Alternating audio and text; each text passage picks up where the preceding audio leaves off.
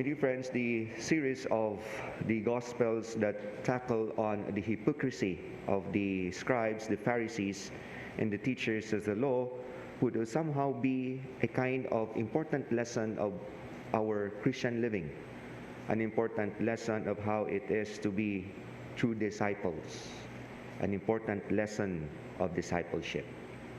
In today's gospel, we're reminded once again of the hardness of the heart and mind of the scribes, the Pharisees, and the teachers of the law.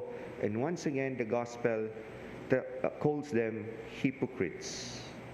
But somehow, the very foundation of the hypocrisy of these people is the fact that they feel that they are no longer in need of God.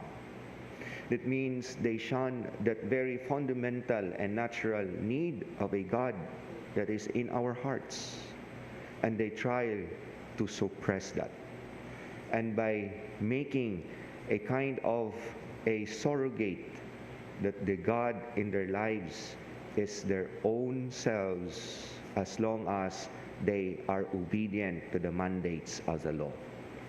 And even with so many encounters with Jesus, with these people, Jesus warns them that it is not your efforts that justifies you. It is God's. It is not the sheer weight of the goodness that you have shown to people. Well, in fact, it's only a pretense, but it is what God did to us. Somehow, this thing is a way of trying to close and to shatter the very dictates of a need of a God in our lives. And they successfully somehow shun that off in their hearts and destroy that in their basic needs, in the least of their basic needs. And for us, this is something that is very detrimental. For us, this is something that we consider self-destructive.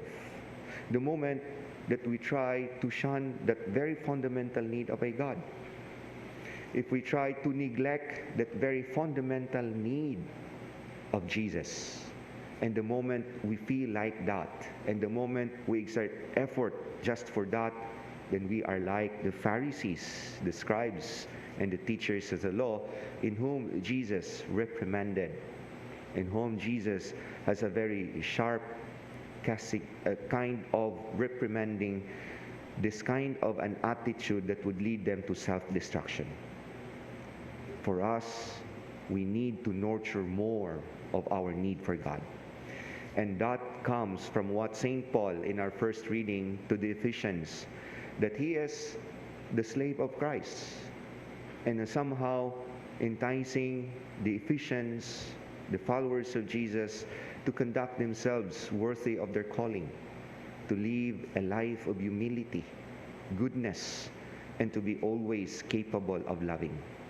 All these things are the things and the virtues that would contradict to the values of life in life for these people, the Pharisees and the scribes, that they wanted to kill that very desire of God.